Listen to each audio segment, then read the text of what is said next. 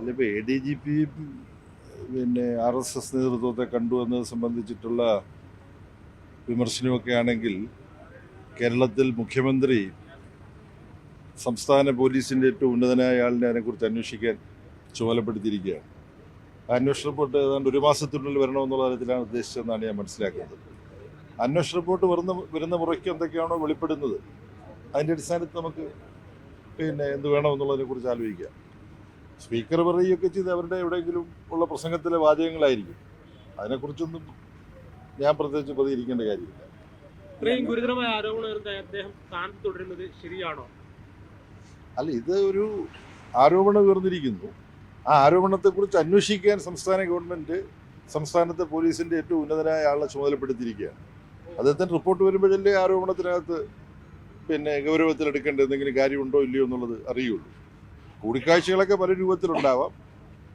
കൂടിക്കാഴ്ചയ്ക്ക് മുൻകൈയെടുക്കുന്നവരും അതിൽ പങ്കെടുക്കുന്നവരുമെല്ലാം അവരുടെ സ്ഥാനവും നിലയും എല്ലാം ആലോചിച്ചുകൊണ്ട് വേണം പിന്നെ കാണാനും കൂടിക്കാഴ്ചകളിൽ പങ്കെടുക്കാനും.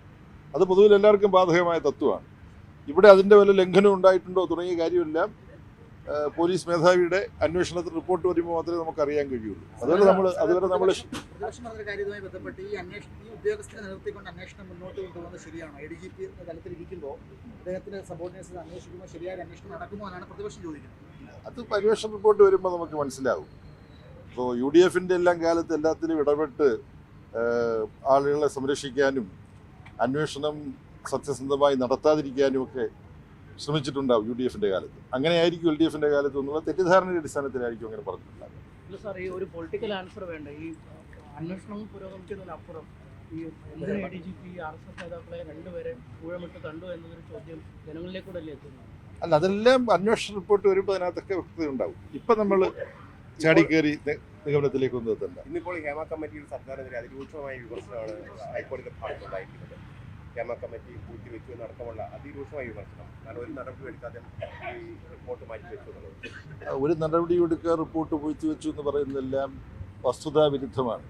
ഹേമ കമ്മിറ്റി റിപ്പോർട്ട് വരുന്നതിനെ തുടർന്നാണ്, വിശേഷിച്ച് വളരെ ധീരയായി ഒരു നടി തനിക്കുണ്ടായ തിക്താനുഭവം തുറന്നു പറഞ്ഞതിനെ തുടർന്നാണ് കേരളത്തിലെ വളരെ പ്രസിദ്ധനായ ഒരു നടനെ ഈ പിണറായി വിജയൻ നയിക്കുന്ന ഗവൺമെൻറ് അറസ്റ്റ് ചെയ്ത് അദ്ദേഹം ദീർഘകാലം ജയിലിൽ കിടക്കുകയായിരുന്നു. അപ്പോൾ ഒരു നടപടി എടുക്കാത്ത ഗവൺമെൻറ്റാണ് ഈ LDF ഗവൺമെൻറ്റാണെന്ന്. അപ്പോൾ അതിനുശേഷം അത് മാത്രമല്ല, ഹേമ കമ്മിറ്റി റിപ്പോർട്ടിൻ്റെ കൂടെ അടിസ്ഥാനത്തിലാണ് ICC എന്ന് പറയും, ഇൻറ്റേർണൽ കംപ്ലയിൻറ്റ് കമ്മിറ്റി, അത് ഏർപ്പെടുത്തി. പക്ഷേ ഹേമ കമ്മിറ്റിക്കകത്ത് ട്രിബ്യൂണൽ വേണം എന്ന് പറഞ്ഞിട്ട് അഭിപ്രായം പറഞ്ഞു. അപ്പം ഈ ഗവൺമെൻറ് നടപടികൾ എടുത്തിട്ടുണ്ട്. ഇപ്പോൾ തന്നെ നിങ്ങൾക്കറിയാം, 7 അംഗങ്ങളടങ്ങുന്ന വളരെ ഉന്നതരായ പോലീസ് ഉദ്യോഗസ്ഥന്മാരടങ്ങുന്ന ഒരു കമ്മിറ്റി, അന്വേഷണ സംഘം, സ്പെഷ്യൽ ഇൻവെസ്റ്റിഗേഷൻ ടീം, അതിൽ 4 പേര് വനിതാ IPS ഉദ്യോഗസ്ഥരാണ്. അവരങ്ങോട്ട് വിളിച്ച് ഓരോരുത്തരോട് ചോദിക്കുകയാണ്. അപ്പം വളരെ ശുഷ്കാന്തിയോടുകൂടി ഈ ഗവൺമെൻറ്റിൻ്റെ കാലത്ത് ഏത് മേഖലയിലും ചലച്ചിത്ര രംഗത്തുള്ള സ്ത്രീകൾക്കെതിരായിട്ടുള്ള അതിക്രമങ്ങളെക്കുറിച്ച് മാത്രമല്ല ഏത് രംഗത്തും സ്ത്രീകളെ സംരക്ഷിക്കാൻ, വനിതകളുടെ അവകാശം കാത്തുസൂക്ഷിക്കാനുള്ള നടപടി ഗവൺമെൻറ്റിൻ്റെ ഭാഗത്തുനിന്നുണ്ടാകും.